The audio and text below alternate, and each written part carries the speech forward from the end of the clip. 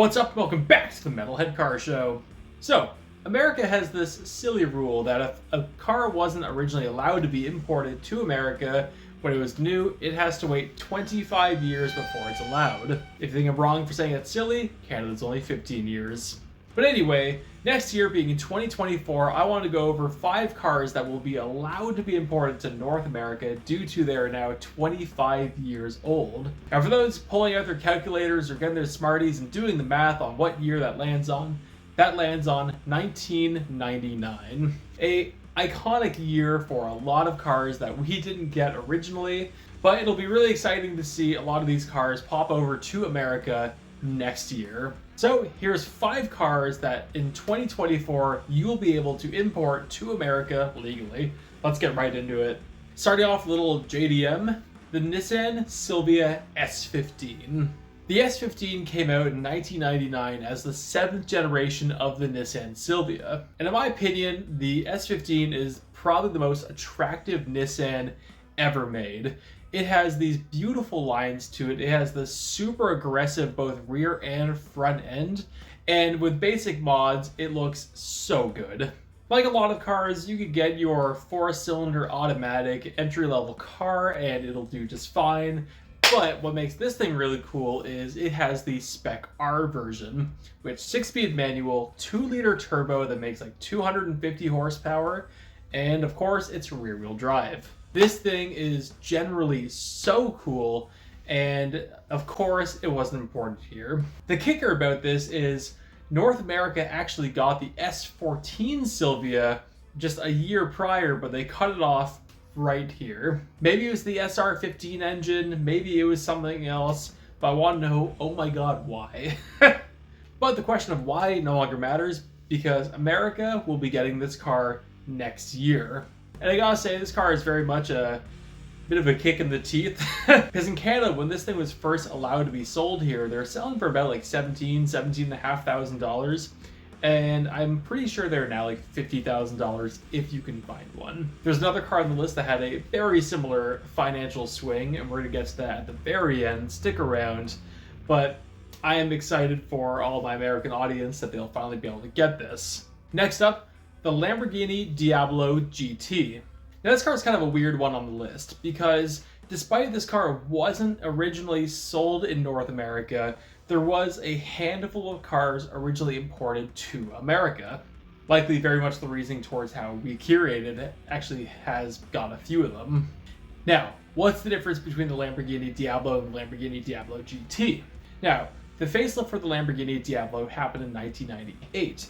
So 1999, the Diablo GT came out. With that, it was using the same hood as the Lamborghini Diablo GTR, a very similar engine to it. I think it was detuned a little bit, and it was making 575 horsepower, which is actually just about as much as the Murcielago when it came out a couple years later. Way more aggressive styling, a few more components from the Diablo GTR, a functioning roof scoop, a gigantic spoiler. So next year, these things will be allowed to be brought to America, but for how much? Well, that's kind of up in the air, because I have seen a few go up for sale in Europe, going for like north of 600,000 pounds. As I mentioned before, We Curated actually sold one, but they didn't actually mention how much it sold for. And one thing they specified was actually one of 8 that actually was originally brought to North America. So, what is it going to sell for? My guess, $1 million. Although there might be a new bidding war due to it's now fresh and shiny for North America, and there's less loopholes to get it. So, let's say $1 million, but $1.2 million could be very real. Super cool, super outrageous, absolutely love it. Next up, coming in from Australia, the 1999 Ford Falcon ST50. This is kind of one of the first really cool modern Ford Falcons you can actually import to America. And it's kind of unique because unlike a lot of the cars we got here, it didn't use any engines we got here. It actually used a 342 cubic inch V8 making 340 horsepower, strangely on a 4-speed automatic. But that weird 4-speed automatic off the side, I think this thing would be a lot of fun to kind of hoot around in. Because in North America, if you want a V8 rear-wheel drive sedan, you haven't had that many options.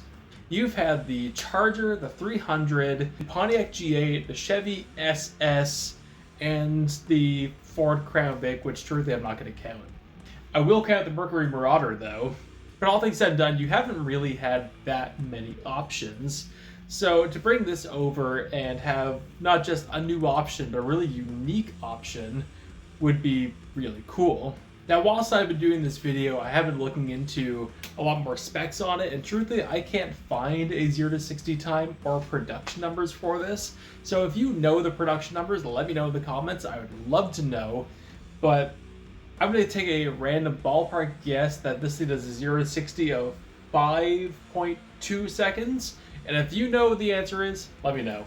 Either way, very cool, very unique, and available to you next year. Next up, arguably the craziest thing on the list, coming from the UK, and that is the TVR Tusin.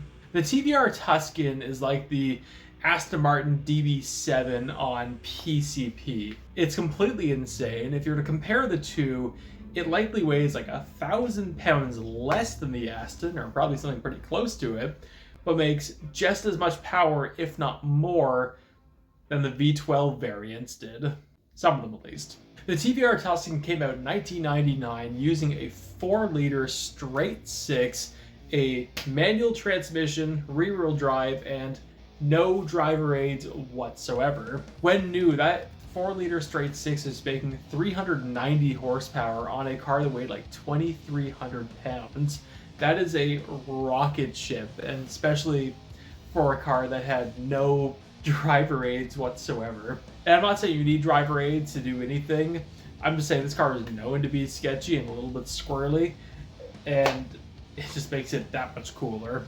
If you watch Top Gear, if you play Gran Turismo, you know so much about this thing and exactly how complicated it is and how unreliable they are and how weird they are, but they are so unbelievably cool, and to have one here would be an absolute riot. Because like we got things like the Corvette and the Aston and front engine Ferraris, but I don't think we got anything quite as raw as these things are, and truly nothing as crazy as these things are. Since almost every single TVR has been available in Canada for a long time, TVR Tusins have popped up for sale in Canada on and off for the past couple of years, and they are expensive. Not just are they expensive, but this is one of those few cars where I have no idea who would actually work on these things. Like for the JDM cars and the Lamborghinis and whatnot, there is someone out there who will do these, but I don't know how many people in North America will actually work on TVRs and whatnot. Anyway, last car on the list, you know I was going to bring this car up. We couldn't do this list without mentioning it. The 1999 Lada Niva.